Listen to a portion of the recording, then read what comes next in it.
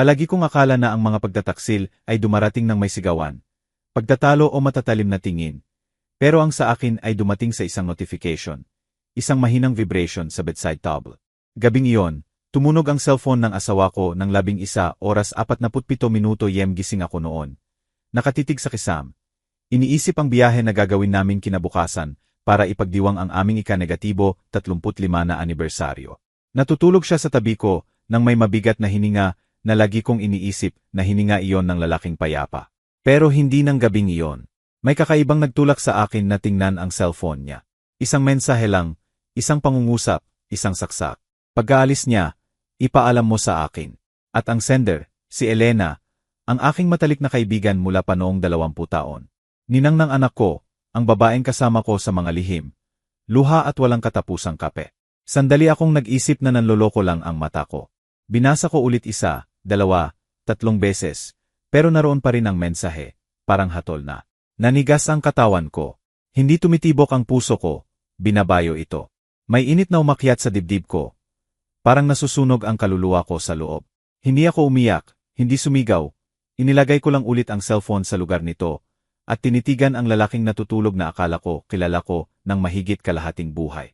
Doon ko naintindihan na ang tunay na impyerno ay walang apoy, kundi katahimikan. Nagising ako buong gabi, nakatitig sa bukas na maleta sa upuan. Nakakatawa, ako pa ang naghanda ng biyaheng iyon para muling magkadikit kami. Akala ko malayo sa ingay at rutina, magkikita ulit kami tulad ng dati. At siya, may iba ng plano ng pagkikita. Si Elena ay palaging kaakit-akit, banayad, matikas, may ngiting nagpapakomportable sa lahat. Hinangaan ko siya, ipinagdanggol ko siya kapag sinisiraan siya ng iba, at habang ako ay nagsasalita ng mabuti tungkol sa kanya, siya naman ay nakikipag-usap sa kanya. May mga senyales, maliliit na galaw, tingin. Katahimikang ngayon ay may saysay na. Pero kapag nagmamahal ka, pinipili mong hindi makita. At pinili ko iyon ng maraming taon. Nang gabing iyon, habang natutulog siya, nagdesisyon akong hindi ko siya kakausapin. Hindi ako iyak o magmamakaawa ng paliwanag. Hindi ko hahayaang mapahiya ako sa pagmamakaawa ng katotohanang alam ko na. Kung akala nila madadaya nila ako, malalaman nilang mali ang pagkakaintindi nila sa akin. Kinaumagahan, maaga akong nagising kaysa sa kanya. Nagluto ako ng kape, nag-almusal at kumilos na parang walang nangyari. Pagbaba niya na may ngiting ensayado, niyakap niya ako mula sa likod at sinabi, "Handa na ba para sa biyahe natin, love?" "Handa na," sagot ko nang hindi siya tinitingnan. Habang sinasabi niya ang itinerary, reservations at panahon, pinagmamasdan ko siya, hindi na may pagmamahal, kundi may malamig na pansin ng isang taong nag-aaral sa kaaway. Bawat salita niya ay dagdag na piraso sa puzzle. Bawat ngiti, dagdag na kasinungalingan na natutunan kong makilala. At habang pinakikinggan ko siya, nasa isip ko na ang unang hakbang ng plano ko. Hindi ko pa kailangang harapin siya. Kailangan kong makita siyang mahulog nang hindi niya alam kung paano o kailan. Pagdating ng oras para umalis, huling tingin ko sa salamin bago isara ang pinto ng bahay. Hindi ako nakakita ng sirang babae. Nakita ko ang isang babaeng pinipigilan ang sarili sa gilid ng isang bagong simula. Hindi ko alam kung sakit ba o kaliwanagan ang nararamdaman ko. Pero sa unang pagkakataon sa maraming taon, nararamdaman kong hawak ko ang kontrol.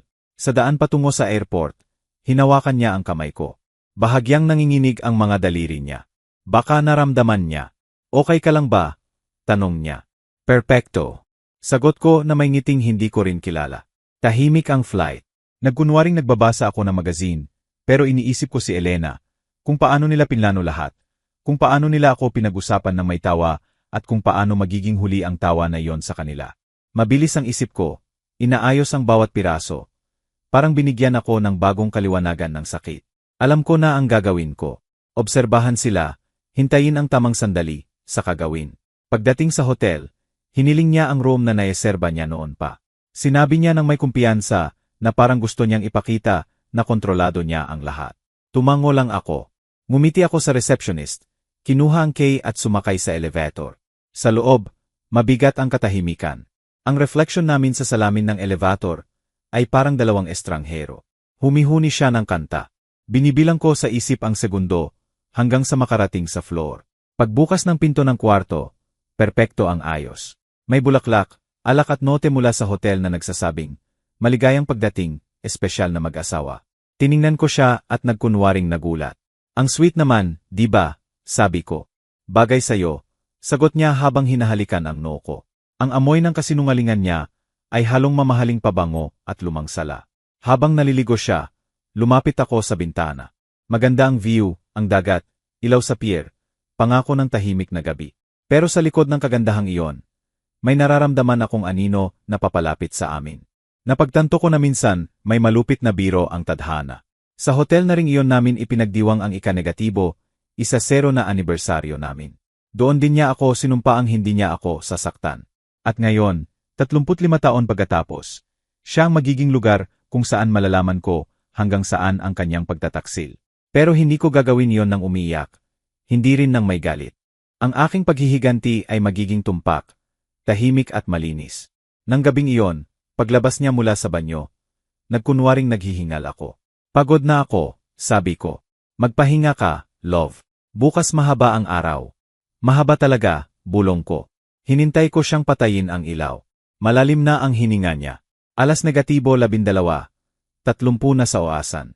Kinuha ko ang cellphone niya at binuksan gamit ang fingerprint niya habang natutulog. Naroon na. Bukas 1-0 sa hotel. Lumabas na siya at sa baba ay may pinadalang location. Parehong hotel, parehong kwarto. Natapos na ang usapan. Isinara ko, pinatay ang screen at ngumiti. Hindi nila alam na ang biktima ay maaari ring maging mga ngaso. Pero bago magpatuloy, gusto kitang anyayahan ng espesyal na bagay. Mag-subscribe sa channel at mag-like. Nakakatulong ito para makita kung sinusuportahan mo ako at nasisiyahan sa mga kwento ko. At mag-comment sa baba kung saang lungsod ka nanonood. Ngayon, ipagpatuloy natin. Hindi ako nakatulog ng gabing iyon. Pinlano ko ang bawat detalye. Alam kong darating si Elena kinabukasan. Alam kong lalabas siya para hanapin ito. Akalang nasa pamimili ako o nag-almusal sa restaurant ng hotel. Pero mas malapit ako kaysa sa inaakala nila. Inihanda ko ang kamera na laging nasa bag ko. Sinuri ang battery at inayos ang orasan. Alas negatibo 9, 30 ng umaga kinabukasan. Nagbihis ako ng mahinahon. Kinuha ang mga gamit at lumabas na bahagyang nakaawang ang pinto. Walang takot, walang nanginginig, puro katiyakan. Nagsimula na ang laro. May mga katahimikang mas nakamamatay kaysa sigaw. Ang sa akin ay nagsimula ng umagang iyon nang umupo ako sa harap ng asawa ko sa almusal ng hotel at nagkunwaring normal pa rin ang lahat. Nagkwento siya tungkol sa sightseeing, panahon, at kung gaano kamahal ang kape. Tinitigan ko lang siya. Bawat galaw niya ay parang ensayadong eksena. Bawat ngiti ay takip sa malaking bitak. Hindi ko maisip na ang lalaking kasama ko sa kalahating buhay ay naroon ng payapa. Nagpaplano ng araw niya. Habang nasa bulsa niya ang mensahe mula sa ibang babae. Habang hinahalo ko ang kape ko, naalala ko ang unang pagkakakilala ko kay Elena. Taong 1994 iyon. Bagong lipat lang kami sa barangay kasama ang maliliit kong anak. Sinusubukang mag-adjust sa bagong buhay na simple. Siya ang unang kumatok sa pinto ko. Dala niya ang karot keke at malaking ngiti. Maligayang pagdating sa barangay, kapitbahay. Sabi niya ng may init na nagpapanginig sa puso. Mula noon, naging bahagi na siya ng buhay ko. Nagkukwentuhan kami sa hapon, nagkukumpisal, nagkatawanan. Kapag nahuhuli ang asawa ko sa trabaho, siya ang kasama ko para hindi ako malungkot. Kapag may sakit ang mga anak ko, siya ang unang dumating na may gamot at salita ng pag-asa. At nang pinagkatiwalaan ko siya higit sa kahit kanino, doon niya sinimulang punuin ng dahan-dahan ang butas kung saan ililibing ang tiwala ko. Malinaw kong naalala ang unang beses na napansin ko ang kakaibang tingin niya. Sa isang family gathering, nag-asado siya sa hardin at nagbibiruan kaming lahat. Maya-maya, lumapit si Elena para bigyan siya ng isang baso ng alak. Naghipo ang mga daliri nila. Sandali lang, pero sapat para may kumibot sa loob ko. Ang tingin na iyon, ang banayad ng ngiti na halos hindi napapansin. Pero sumisigaw ng mas malakas kaysa salita. Tinitingnan niya siya ng paang hindi ko na magawa. At siya, sa halip na iwas, pinanatili ang tingin ng 3 segundo. Pero 3 segundo iyon na nagbago ng lahat magpakailanman. Mula noon, napansin ko na ang mga detalye, mga mensahe na mabilis niyang binubura. Tawag na sinasagot sa balkonahe. Bagong dahilan para lumabas ng walang akin. Wala namang sapat na seryoso para sisisihin siya, pero sapat na kakaiba para lasunin ang kapayapaan. Eka naman, Rosalia, sabi sa akin ni Elena kapag ikinukwento ko ang mga hinala ko. Mga lalaki, makakalimutin lang talaga. At sinabi niya ng may kumpiyansa kaya naniwala ako. Ano ang irony? Sa kanya ko ikinukwento ang aking mga takot. Sa babaeng siya mismo ang dahilan. Lumipas ang mga taon at lumaki ang distansya namin ng asawa ko, na parang anino na humahaba ng walang humihinto. Lalong naging malamig siya, matalim. Minsan yumayakap siya nang hindi talaga hinahawakan ako, at kapag ginagawa niya iyon, parang yakap ko ang wala. Pero nanatili ako roon, hinahawakan ang hindi na kayang hawakan. Dahil sa henerasyon ko, lumaki kami sa ideya na ang pag-ibig ay kayang tiisin ng lahat, na ang kasal ay panghabang buhay, na dapat manahimik para sa ikabubuti ng pamilya. At nanahimik ako. Nanahimik ako ng maraming taon, habang lumalaki ng tahimik ang pagtataksil hanggang naging bisita na ito. Habang nag-almusal kami sa hotel, tinitingnan ko siya ng ibang mata, hindi na ng pag-ibig, ni ng galit man lang. Tinitingnan ko siya na parang estrangherong kasama ko, dahil sa ugali. At sa sandaling iyon napagtanto ko. Matagal ko nang kasama ang isang hindi ko kilala. Okay ka lang ba? Tanong niya nang mapansin ang katahimikan ko. Medyo pagod lang. Huwag kang mag-alala, pagkatapos ng almusal magpapahinga ako. Magpapahinga ako. Sagot ko na may nakatagong irony sa boses. Wala siyang kaalam-alam sa pinaplano ko. Akala niya hawak pa niya ang kontrol. Pero hindi niya alam na nagbago na ang laro. Pagkatapos ng almusal, lumabas kami para maglakad sa tabing dagat. Banayad ang hangin at malawak ang dagat. Para kaming masayang mag-asawa sa paningin ng kahit kanino. Hawak niya ang braso ko. Mumingiti ako ng natural. Pero sa loob ko ay bagyo. Nagkukwento siya at nakikinig ako ng malayo. Parang lumang recording ang boses niya. Walang laman. Sa isang punto hinawakan niya ang kamay ko at sinabi, "Alam mo ba, Rosalia? Natutuwa ako na nagawa natin ang biyaheng ito." Ako rin. Sagot ko ng mahinahon. Pakiramdam ko lately nawawala na tayo sa isa't isa. Sabi ko na may mahinang ngiti. Pero huwag kang mag-alala. Malapit nang bumalik ang lahat sa dati. Kung alam lang niya ang bigat ng mga salitang iyon. Sa hapon, nagpunta ako mag-isa sa palengke na may dahilan na bibili ako ng souvenir. Sa totoo lang, kailangan kong mag-isip ng malinaw. Naglakad ako sa mga tindahan. Nakikita ang buhay ng iba na nagpapatuloy na parang walang nangyari. Ang ingay, boses, kulay, lahat ay kaiba sa kawalan na nararamdaman ko sa loob. Kinuha ko ang cellphone ko, binuksan ang email at ipinadala sa sarili ko ang mga screenshot ng mensahe na nabasa ko. Pagkatapos, nag-install ako ng auto-recording app sa cellphone niya. Malinaw na sa isip ko ang plano. Hindi ko haharapin ang pagtataksil ng salita, kundi ebidensya. Nang gabing iyon, kumain kami ng parang walang nangyari. Nag-order siya ng alak, nagtoos para sa amin, sa mga taon na magkasama. Parang murang teatro ang mga salita niya. Samantala, binibilang ko ang minuto para sa kinabukasan. Alas negatibo 1:00 ng gabi. Nagpadala si Elena ng bagong mensahe. Nakita ko ang notification sa screen ng cellphone niya habang natutulog. Lahat ready. Kita tayo 10:15. Gamitin ang extra K. Alam mo na kung saan. Hindi aksidente. Lahat pinlano at nang hindi niya alam. Siya mismo ang nagbigay sa akin ng huling hint. Nang gabing iyon, bago matulog, tiningnan ko siya ng may lambing sa huling pagkakataon. Lambing, dahil kahit ano pa, bahagi pa rin ng akin ang nagmamahal sa kanya, o sa lalaking akala ko siya. Pero iba na ang lambing na iyon. Parang lambing ng pagpapaalam. Napagtanto ko na sa huli, hindi lang paghihiganti ang hinintay ko, kundi mabawi ang nawala sa akin, ang aking dangal. At nang patayin ko ang ilaw sa bedside, alam ko ng buong buo. Bukas magbabago ang lahat magpakailanman. Ang katahimikan ang magiging sandata ko, at ang katotohanan ang aking paghihiganti. Dumating ang umaga nang may kakaibang liwanag. Tahimik ang dagat sa harap ng hotel. Pero may nararamdaman akong babala sa hangin na hindi ordinaryong araw ang darating. Maaga akong nagising kaysa sa kanya. Bagong sumikat pa lang ang araw at tumatago sa kurtina. Amoy bulaklak na malanta at ibang pabango ang kwarto. Tinitigan ko siya habang natutulog. Payapa ang mukha niya. Pero hindi ko na nakikita ang asawa ko. Nakikita ko ang aktor na matagal nang gumanap sa papel. At sa unang pagkakataon sa maraming taon, wala akong naramdamang sakit, kundi kaliwanagan. Dahan-dahang tumayo ako. Kinuha ang notepad sa drawer at nagsulat ng ilang linya. Ngayon ipapakita ko sa iyo kung sino talaga ako. Inilagay ko ito sa ilalim ng unan, sa eksaktong pwesto kung saan ilalagay niya ulit ang ulo mamaya. Pagkatapos, tiningnan ko ang sarili sa salamin. Pagod ang mukha ko, pero buhay ang mga mata ko. Hindi sirang babae, babaeng nagdesisyong hindi na maging biktima. Habang nagbibihis ako, Inulit-ulit sa isip ang bawat detalye ng plano. Handa na ang kamera, naka-install na ang recording API sa cellphone niya, at protektado na ng bagong password ang email ko. Wala dapat magkamali. Hindi ito biglang galit. Resulta ito ng buong gabi ng pag-iisip ng walang luha. Alas negatibo siyam. 00 nagising siya. Matulog ka ba ng mahimbing? Tanong niya. Perpekto. Sinungitan ko ng may ngiti.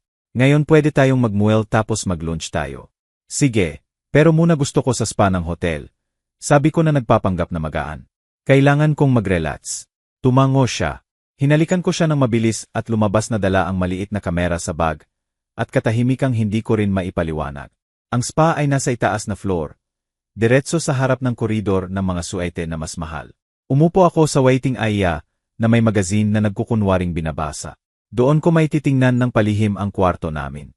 Simple ang plano, magunwaring alis at iwan ng bahagyang bukas ang pinto. Sapat para isipin niyang lumabas na ako. Alas negatibo siyam.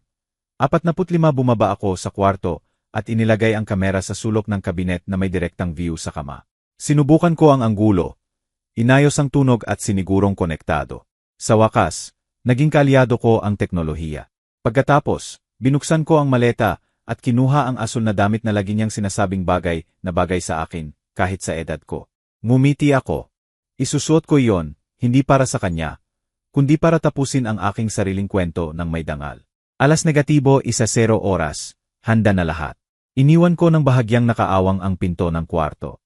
Kinuha ko ang bag ko at nagkunwaring lumabas, pero sa halip na pumunta sa spa, nagtago ako sa katabing koridor, sa likod ng haligi, kung saan makikita ko nang hindi ako makikita. Malakas ang tibok ng puso ko, pero hindi takot, pag-asa. Alas negatibo 10 oras 7 minuto narinig ko ang mga yabag. Kilala ko ang boses na iyon kahit saan. Si asawa ko, nakikipag-usap sa telepono. Elena, halika na. Lumabas na siya. Nanigas ang mga kamay ko. Kahit alam ko nang mangyayari, ang marinig iyon ay parang saksak pa rin.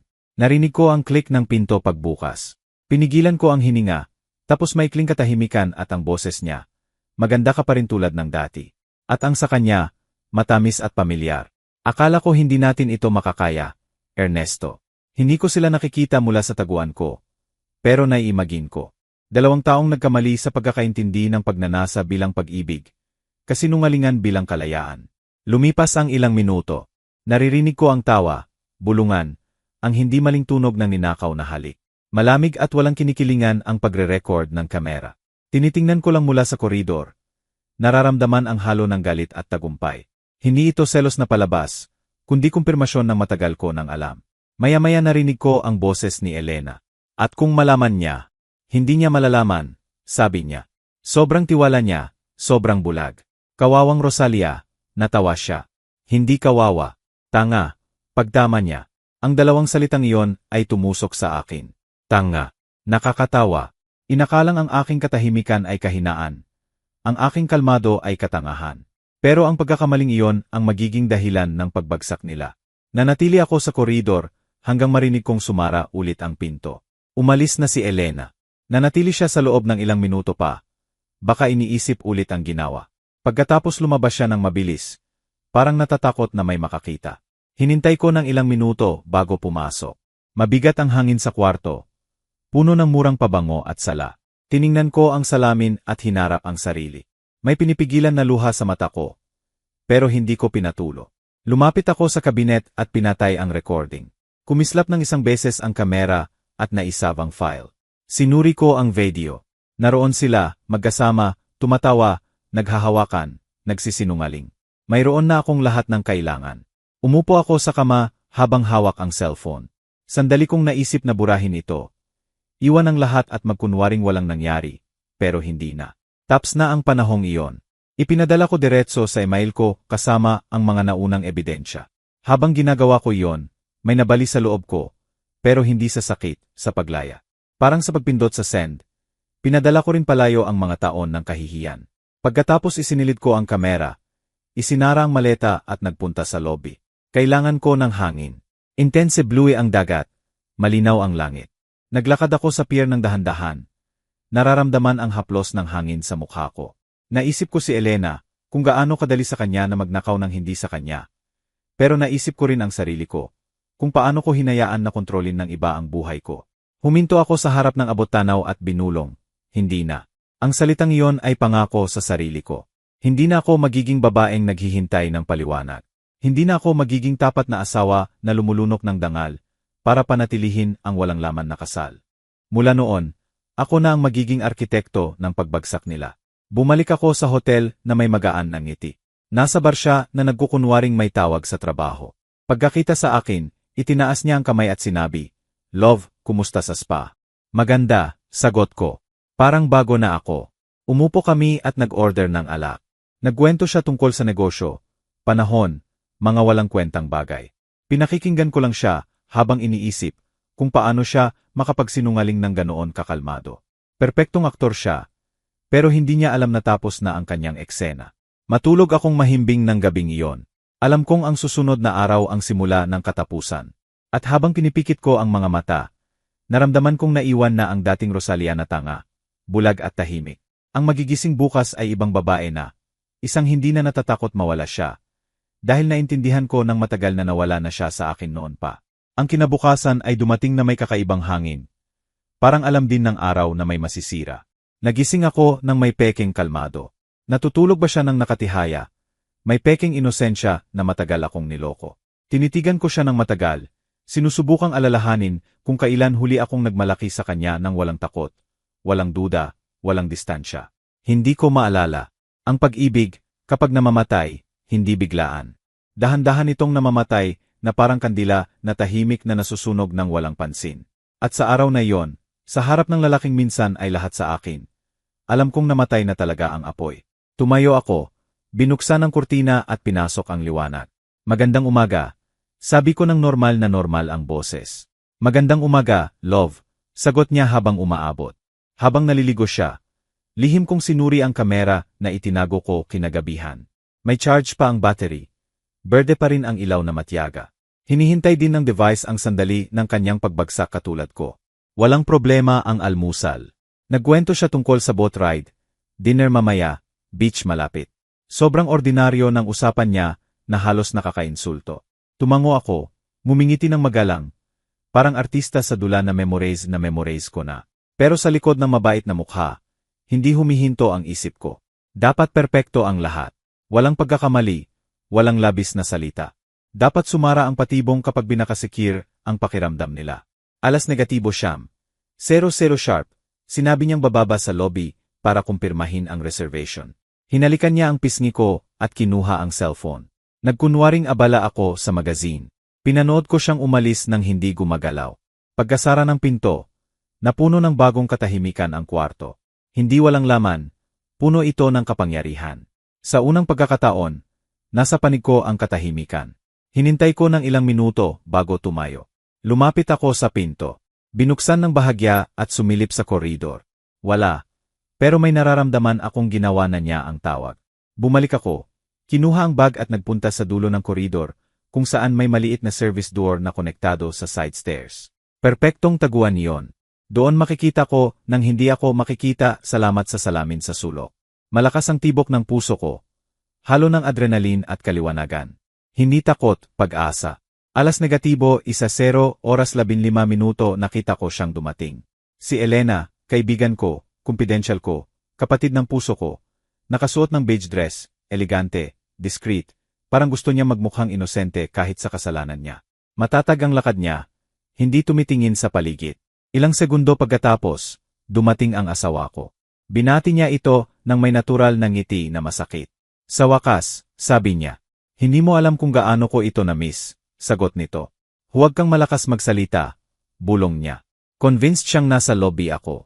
Ang salitang iyon ay nagpatawa sa akin ng mapait. Convinced nga ako, pero hindi sa akala niya. Pareho silang pumasok sa kwarto. Sumara ang pinto. Parang simula ng maingat na ensayadong eksena ang tunog ng lock. Mula sa koridor, pinanood ko ang reflection sa salamin sa harap ng bintana. Sapat para maintindihan ko ang lahat. Nakita ko silang magyakapan, tumawa, mag-usap ng may nakakadiri na closeness na para sa mga duwag kapag akala nila walang nakatingin. Kontrolado ang hininga ko. Hindi nanginginig, hindi umiiyak, malamig at gising lang ako. Parang nanonood ako ng pelikula. Pero ako ang sumulat ng script. Narinig ko ang boses niya.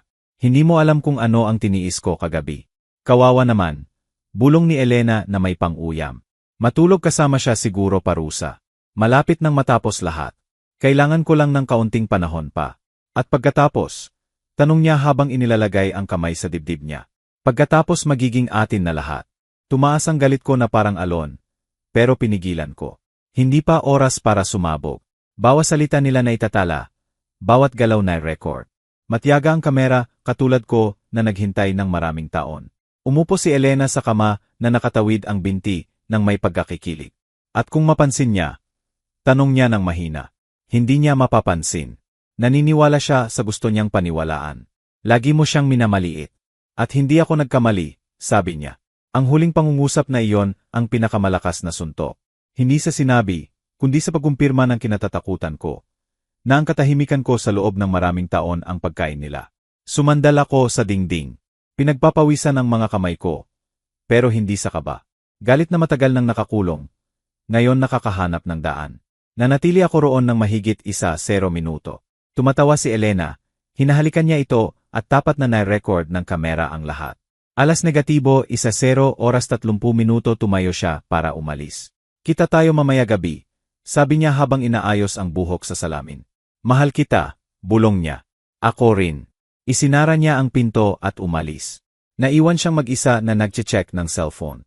Humakbang ako pa atras ng walang ingay at hinintay na lumabas siya. 5 minuto pagkatapos, nakita ko siyang umalis na may dating walang pakialam tulad ng dati. Pumasok ako sa kwarto. Nanatili sa hangin ang pabango ni Elena. Nakabukas na alak sa mesa. Baso na may bakas ng lipstick, magulo ang kama. Bawat detalye ay tahimik na pag-amin. Lumakad ako hanggang kabinet. Pinatay ang kamera at sinuri ang recording. Naroon ang tawa niya, haplos, pagtataksil na malinaw na naitala. Habang pinapanood ang video, walang tumulong na luha. May kakaibang katahimikan lang ako. Parang bawat segundo ng naipon na sakit ay naging lakas. Pinatay ko ang screen at isinilid ang device sa ilalim ng bag ko. Oras na para gamitin ang sandatang ibinigay nila sa akin mismo. Bumaba ako sa lobby. Nakita ko siyang nakaupo sa bar na nagkukunwaring nagche-check ng cellphone. Lumapit ako na may mabait na ngiti. Na-confirm mo na ba ang reservation? Tanong ko. Sagot niya na iniwasan ang tingin ko. Lahat ready na. Hinaplos ko ang balikat niya. Perpekto. Mamaya gabi magiging unforgettable. Ngumiti siya nang hindi alam kung gaano katotoo ang sinabi ko. Nang hapong iyon, nagkulong ako sa banyo kasama ang laptop ko. Dinownload ang files at in-upload sa private cloud. Pagkatapos ipinadala ko ang video sa 3 email. Isa sa opisina niya, isa sa kaibigan niyang laging tumitingin sa akin ng may awa, at isa pa, sa asawa ni Elena. Wala nang balikan at ayaw ko rin. Nang dumilim, nagbihis ako gamit ang paehong asul na damit na hinangaan niya. Tiningnan ko ang sarili sa salamin at huminga ng malalim. Hindi malungkot na babae ako, malaya na. Ang Rosalia na kinabukasan ay natakot na wala na. Ang bababa sa dining aya ngayon ay bago. Isang babaeng alam na hindi kailangan ng baril para sirain ang nanaksak sa iyo. Ang katotohanan lang sa tamang oras. At nang gabing iyon, naglalakbay na ang katotohanan iyon sa email patungo sa kanilang destinasyon. Bawas salita, larawan, bawal na halik, lahat. Bukas malalaman ng buong mundo kung sino talaga sila at kapag dumating ang bagyo sa kanila. Malayo na ako sa katahimikan, hindi mapipigilan. Ang sumunod na umaga ay hindi nagdala ng kapayapaan. Tahimik pa rin ang dagat. Pero sa loob ko ay bagyong halos hindi ko mapigilan. Alam kong araw na iyon ang magiging hangganan ng dati at simula ng bago. Alas negatibo 6. 00 ng umaga gising na ako. Nakaupo sa tabi ng bintana. Pinapanood ang alon na bumabalik sa bato. Matinding natutulog ang asawa ko. Wala siyang kalam-alam na sa ilang oras lang babagsak ang buong buhay niya. Sobrang siksik ng katahimikan na naririnig ko ang tiktak ng relo ko. Bawat segundo ay paalala na malapit na ang sandali. Wala akong takot, malamig na kalmado lang. Ang kalmadong nararamdaman lang ng taong nagdesisyong hindi na babalik. Alas negatibo 7. 30 bumaba ako mag-isa para mag-almusal. Natutulog pa siya o nagkukunwaring natutulog. Wala akong pakialam. Naglagay ako ng kape at binuksan ang notebook ko. Doon nagsulat ako ng isang linya lang. Ang nanloko ay nakakalimot na may matinding memorya ang katotohanan. Habang nilalasap ang unang higop, pinagmamasdan ko ang mga mesa sa paligid. Mga mag-asawang nag-uusap tungkol sa pag-ibig, turista na tumatawa, pamilyang nagpo-picture. Lahat sila ay nabubuhay ng normal na hindi na akin. Ako, naghihintay ng pagbagsak ng may katahimikang nagpaalam na sa lahat. Alas negatibo siyam. 30 dumating siya. Pagod ang mukha, bahagyang namamaga ang mata, pero sinusubukang itago. Magandang umaga, love, sabi niya habang hinahalikan ang pisngi ko. Magandang umaga, sagot ko ng mahinahon. Umupo siya, nag-order ng orange juice at nagkwento ng walang kwentang plano. Ang boat ride, gala dinner, uwi sa bahay. Tahimik kong pinakinggan, pinag-aralan ang bawat galaw. Nanginginig ang kamay niya, iniwasan niya ang tingin ko. May wika ang guilt na hindi kailangan ng salita. Alas negatibo 1:00 oras. Nag-vibrate ang cellphone. Kinuha niya ng mabilis, akalang hindi ko napansin. Sino yan? Tanong ko. Yung sa hotel para kumpirmahin ang dinner. Sagot niya nang hindi ako tinitingnan. Tumango ako. Sage, huwag kang magtagal. Tumayo siya. Kinuha ang susi at lumabas ng dining area. Binilang ko sa isip, 1, 2, 3, 4. Sa ikalimang hakbang, nakikipag-usap na siya sa telepono. Alam ko ang sinasabi niya, kahit hindi ko marinig. Inilagay ko ang tasa sa mesa. Tumayo ng dahan-dahan at sinundan siya. Labyrinth ng carpeted corridor na may gintong salamin ang hotel na nagpapabalik ng baluktot na realidad. Nakita ko siyang tumigil sa harap ng kwarto. Tumingin sa paligid at maingat na binuksan. Pumasok siya. Sumara ang pinto. Nanatili akong tahimik ng ilang segundo. Nararamdaman ko ang tibok sa sentido ko na parang buong katawan ko ay tambol. Huminga ako.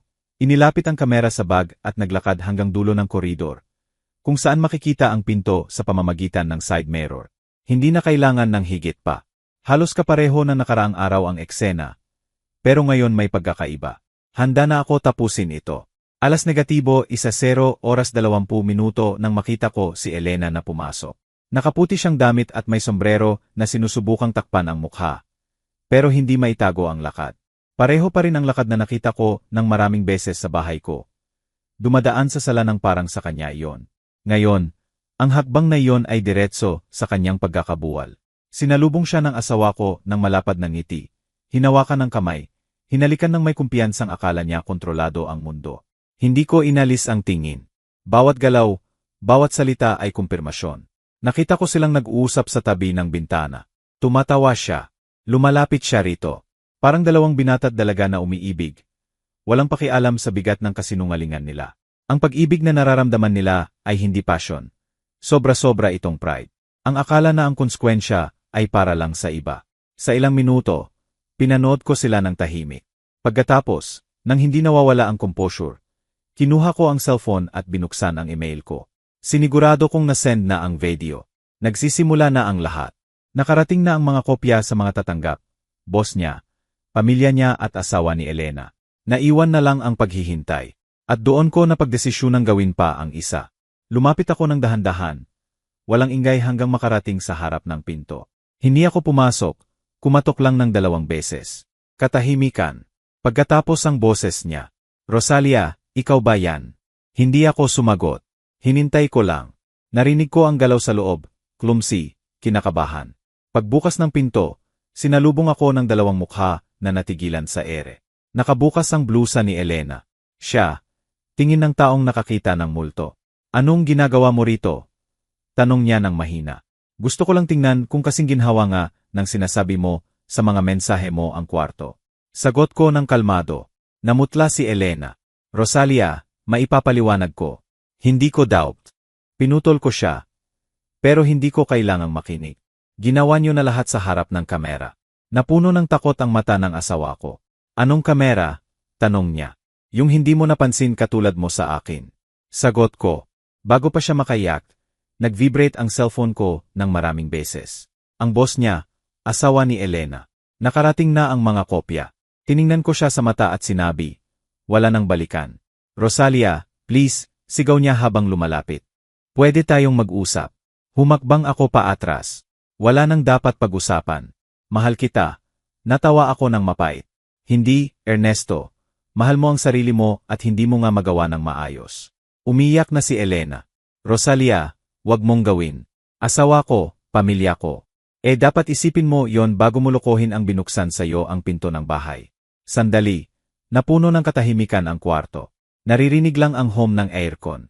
Tinitingnan ko sila at kakaibang payapa ang pakiramdam ko.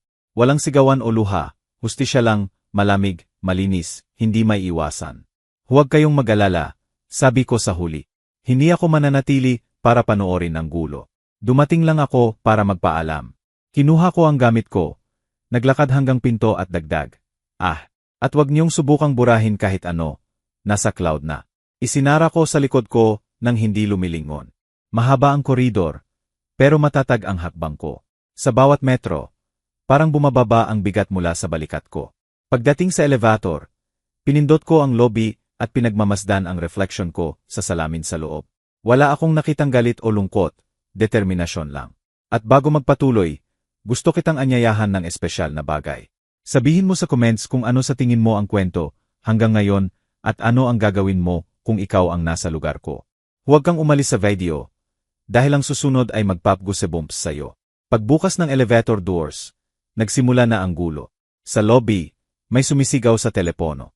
Ang asawa ni Elena ay hawak ang cellphone na nag-replay ng video sa screen. Nakatuon ang tingin ng mga guest sa kanya.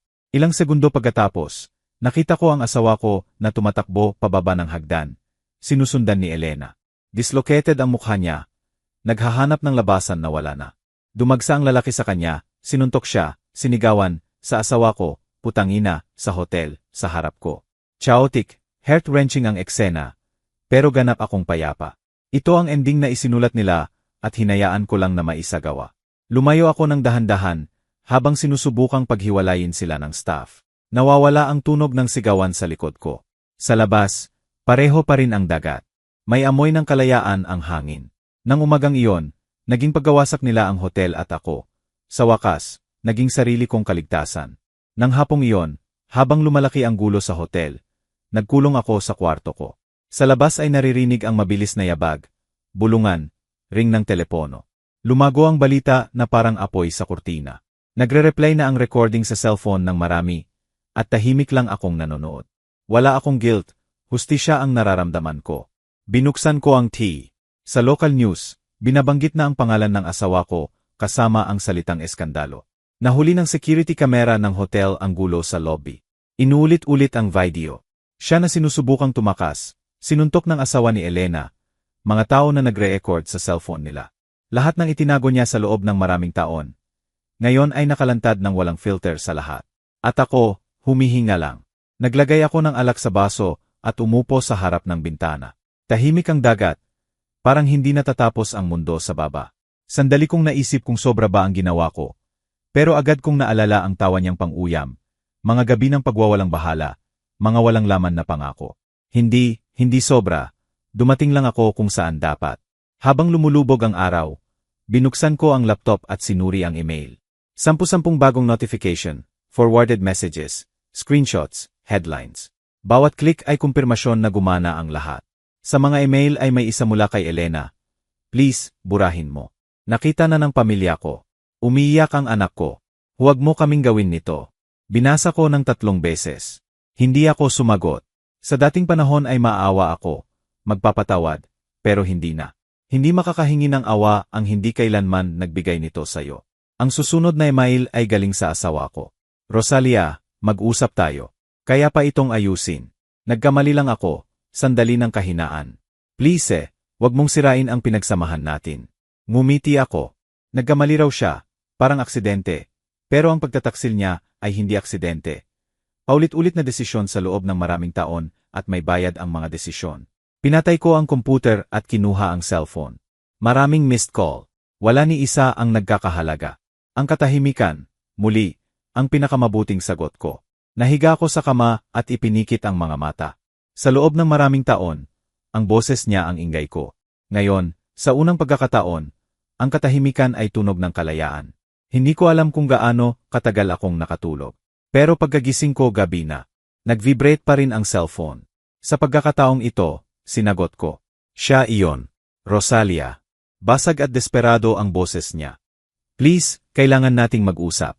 Wala tayong dapat pag-usapan. Sinisira mo ako. Hindi, Ernesto. Sinira mo ang sarili mo. Binuksan ko lang ang ilaw. Mahabang katahimikan sa kabilang linya. Bakit mo ginawa to? Tanong niya sa huli. Dahil kailangan kong makita kung gaano ka kamahalagang wala ang mga kasinungalingan mo. At ngayon anong gagawin mo?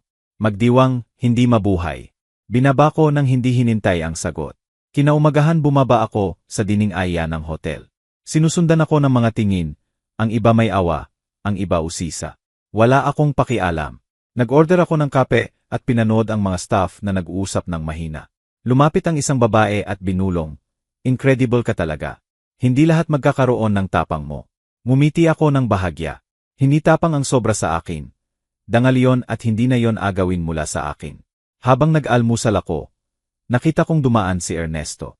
Nakasuot ng sunglases at namamaga ang mukha. Parang hindi nakatulog.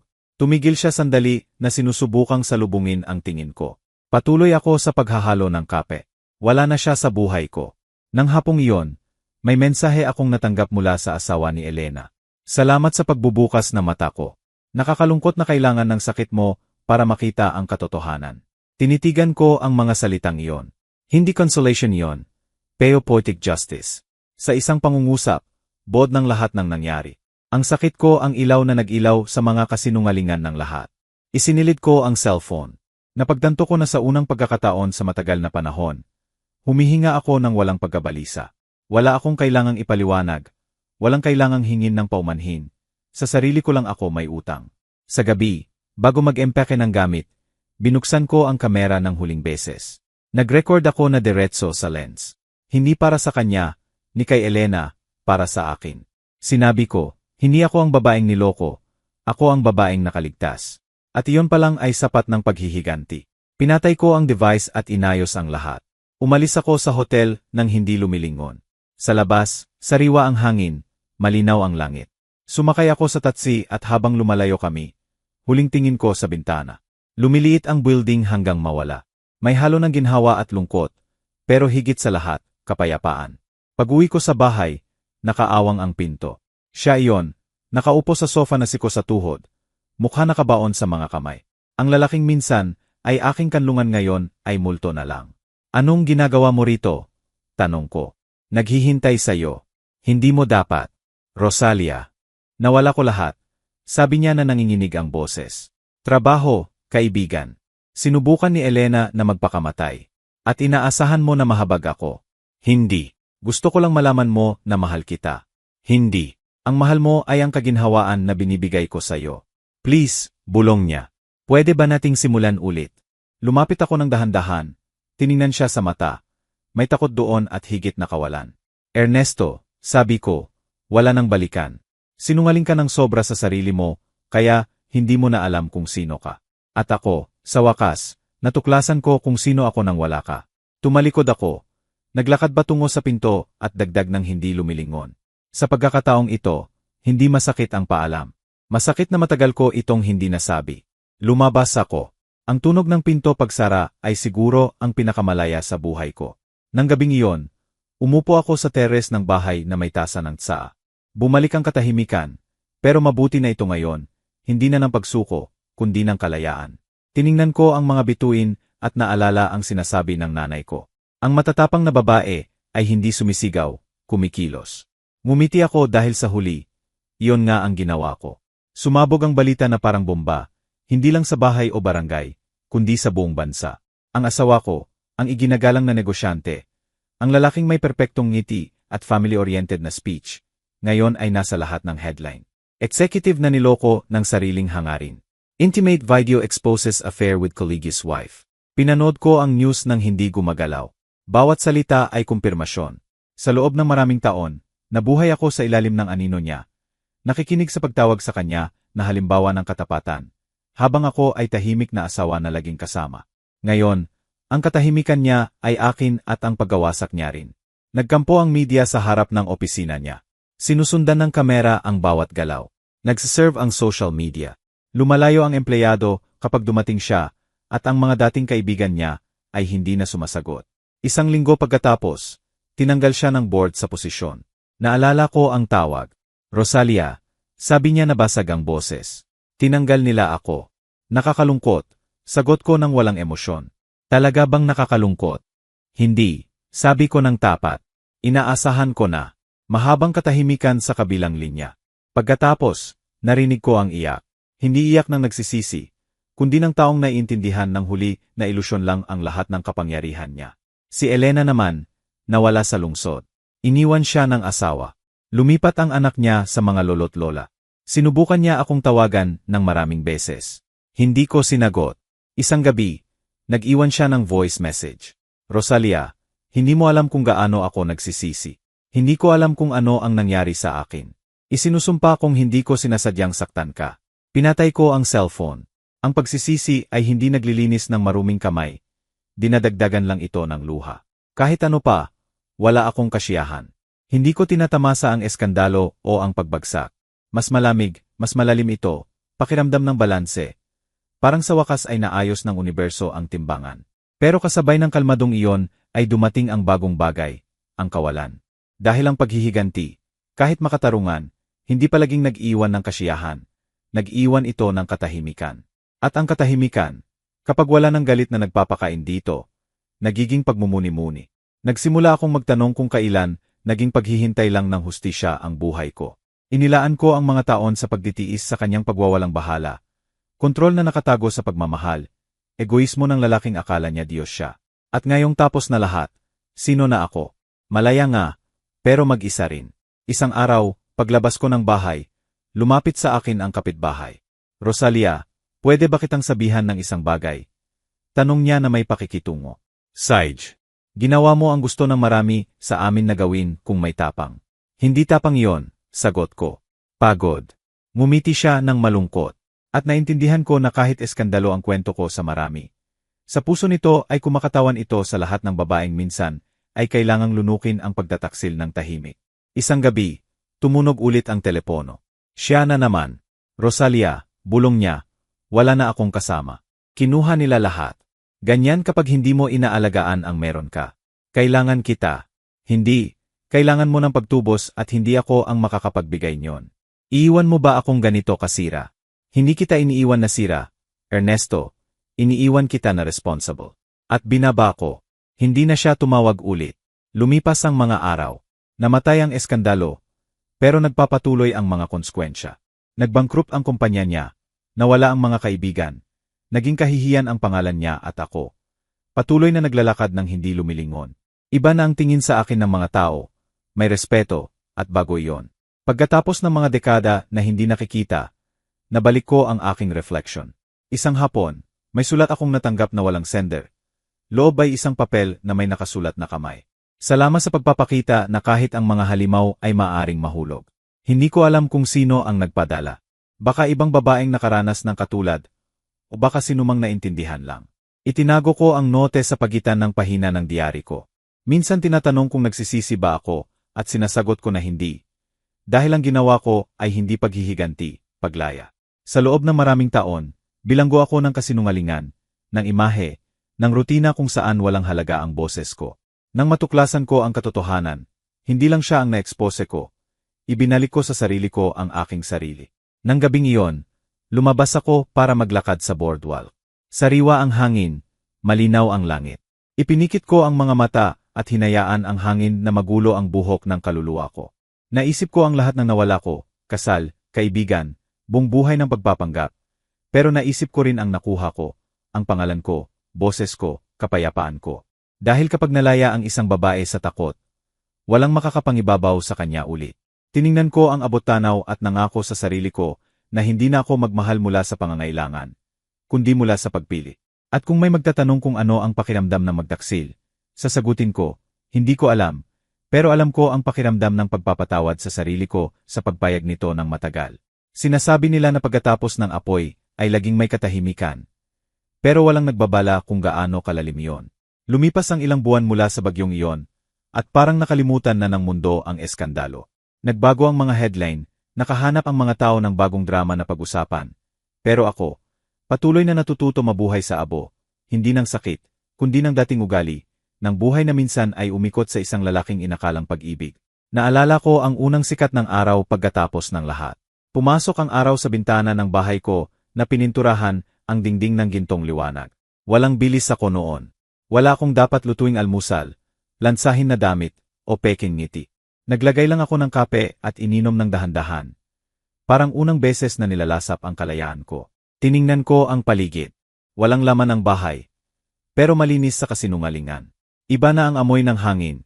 Akin na. Nang umagang iyon naintindihan ko na ang pag-iisa ay hindi palaging parusa. Minsan ito ang unang hakbang ng pagmamahal sa sarili. Unti-unti kong binuo ulit ang aking rutina.